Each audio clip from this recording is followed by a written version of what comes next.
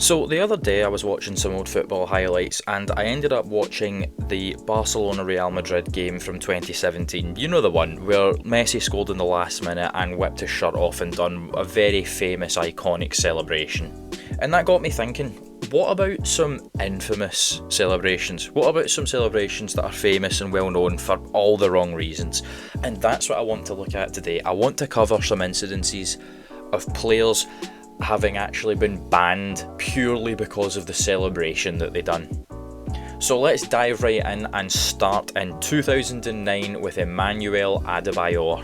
Adebayor came to English football to sign for Arsenal in 2005, and in 2009 he would leave Arsenal to sign for Manchester City. Now, Arsenal fans were not happy with this at all.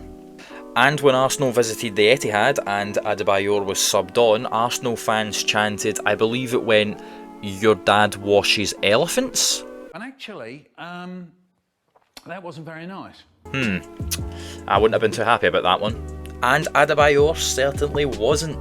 He would score the goal to make it 3-1 to Manchester City and decided it was a great idea to run the entire length of the Etihad pitch, fall to his knees to slide and celebrate right in front of the Arsenal end. Now, I can actually understand why he done this, because what the Arsenal fans were chanting was pretty out of order. However, this caused an absolute uproar. Arsenal fans were trying to storm the pitch. They were throwing anything they could get their hands on at the player and actually ended up injuring a steward. One steward had to be stretchered off and was periodically hospitalised. We might get an update on that injury now from our man Jeff Shreves. Jeff. He's not moving like he normally does, is he? That's because he went over on his ankle. But he is carrying on. I believe it was this that caused the resulting ban for Adebayor. He was given a 3-game ban for the problems surrounding this celebration and was fined £25,000.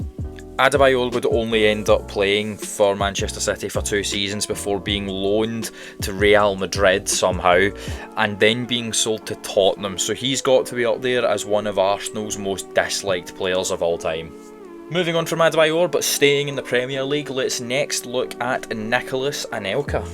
Now, I'm willing to bet my life on this. Nicolas Anelka is the only football player to ever play in China, for West Brom, for Mumbai City in India, and Real Madrid. Yeah. Anelka would find himself playing in China. Leaving in 2013, he would take 1 month at Juventus before leaving them, and signing in July 2013 at 35 years of age for West Brom in the Premier League. Now, this was at a time where it wasn't normal for one of the best strikers in the world to be a 37-year-old at Barcelona. Cough, cough, Mr. Lewandowski. So this was actually impressive. His goal was to help West Brom try and avoid relegation. And in December 2013, he would score a goal against Aston Villa and done this celebration. Now, at an initial glance, that just looks like a weird pose. Turns out, this particular pose was called the Quenelle. And if you don't know what that is, don't feel bad, I didn't either. But the Quenelle is basically a pose that has undertones of beliefs which align themselves with the beliefs of a particular Austrian painter from the 1940s. Yeah, that wasn't a great idea. You fucking idiot! What? You idiot! You're joking. Now, most of Europe was completely outraged by this. Nicolas Anelka would receive a 5-game ban and would be fined £80,000 for it. And to be honest, West Brom pretty much washed their hands with Anelka after this. He didn't really feature for them at all, and his career would pretty much come to a standstill. No one in Europe would take him. That's when he would then go out and spend 2 years playing in India for Mumbai City and would then retire. And I don't think anyone's heard anything from Nicolas Anelka since.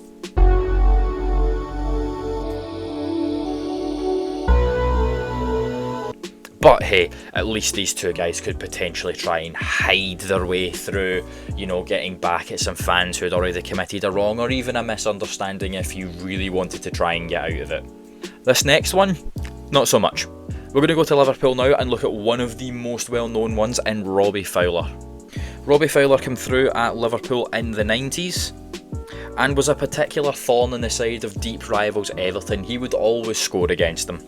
Now, rivalries are what make football so special. However, unfortunately for Fowler, he was the victim of a lot of made-up allegations, primarily from Everton fans, about drug misuse.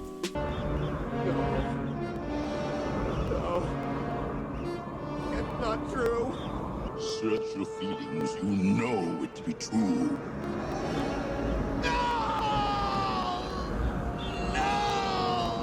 These would go on to have an extreme effect on him, his personal life and his family. Obviously these were never proved, so I assume never true, but still not anything you would wish for a player to properly have to go through. So, one day, after scoring a penalty against Everton in a Merseyside derby at Anfield, Robbie Fowler decided it would be a great idea to celebrate, to fall to the goal line and pretend to sniff it. Now, if you are above the age of 16, you, I would hope, assume what this is symbolising.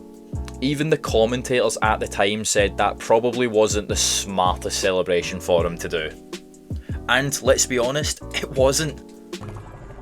I may not have a brain, gentlemen, but I have an idea. Fowler received a 4-game ban for this and was fined £32,000. Now, for as bad as that is, upon being questioned about it years later, Robbie Fowler just outright admitted he's not apologetic for this. He doesn't feel bad for it at all.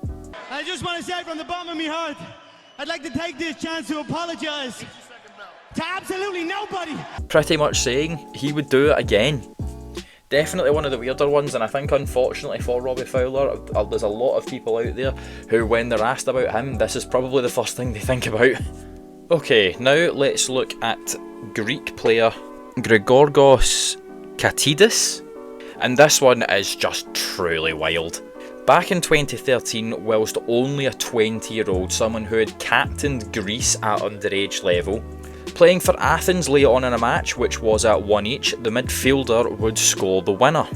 And for some reason, he decided not only to take his shirt off, but he would then run to the corner where the fans were at, and then literally just did the salute that has ties to the particular Austrian painter I was mentioning earlier on. This is just infinitely worse than Anelka.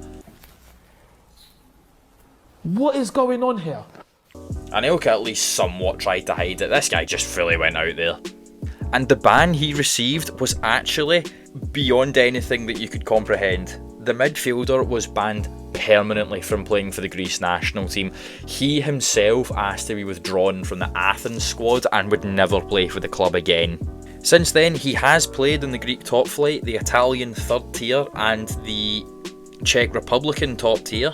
However, who once was a very promising midfielder had his career literally ended in the span of a single minute because of such an overly stupid decision he decided to make. This one for me is just absolutely wild.